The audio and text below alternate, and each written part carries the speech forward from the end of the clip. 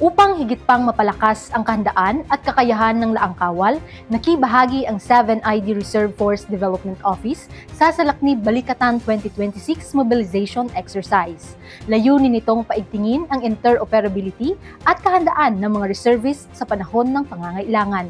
Narito ang ulat ni Sunshine Casar. Bilang bahagi ng patuloy na pagpapalakas sa kahandaan, interoperability at operational readiness ng Reserve Force ng Hukbong Katihan ng Pilipinas, aktibong nakibahagi ang Office of the Assistant Division Commander for Reserve Force Development ng 7th Infantry Kaugnay Division Philippine Army, katuwang ang United States Army Reserve Force sa isinagawang mobilization exercise o MOBEX sa ilalim ng Salaknib Balikatan 2026.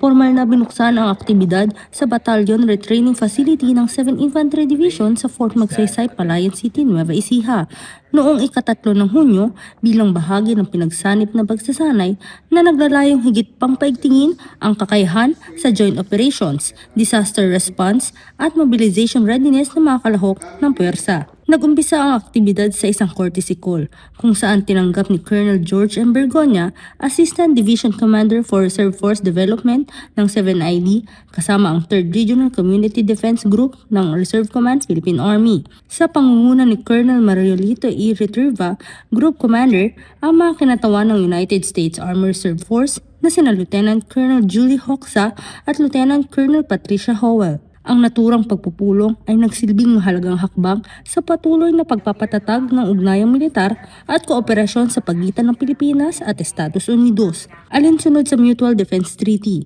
at sa patuloy na pagsusulong ng interoperability ng dalawang sandatahang lakas. Sa pagbubukas ng pagsasanay, binigyang diin ni Colonel Retriva, keynote speaker, ang kahalagahan ng konkretong pagpapakita ng suporta at commitment sa Philippine-US Alliance sa pamamagitan ng pinagsanip na pagsasanay at operasyon na nagpapalakas sa readiness, coordination at interoperability ng dalawang puwersa.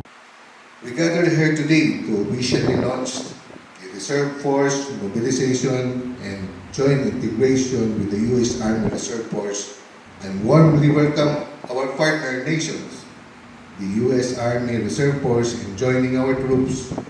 Your presence here today clearly demonstrates that global security is a shared responsibility and that partnership remains our greatest strength. Layunin ng MOBEX na higit pang paigtingin ang papel ng Reserve Force bilang mahalagang haligi ng pambansang depensa at katuwang sa pagtugon sa kalamidad at iba pang krisis. Kinilala rin ang mga reservists bilang force multipliers na nagbibigay ng karagdagang lakas at operational support sa regular na puwersa. Binigyang diin sa aktibidad ang kahalagahan ng disiplina, tuloy-tuloy na pagsasanay at patuloy na pagpapaunlad ng kakayahan bilang pundasyon ng isang handa, profesional at epektibong reserve force. Giit din na ang mobilization ay hindi lamang isang proseso, kundi isang malinaw na pagpapakita ng dedikasyon, kahandaang operasyonal at serbisyo publiko sa pinakamataas na antas. Mahigpit ding ipinatutupad sa buong aktibidad ang mga pamantayan sa kaligtasan upang matiyak ang maayos, ligtas at matagumpay na pagsasagawa ng pagsasanay.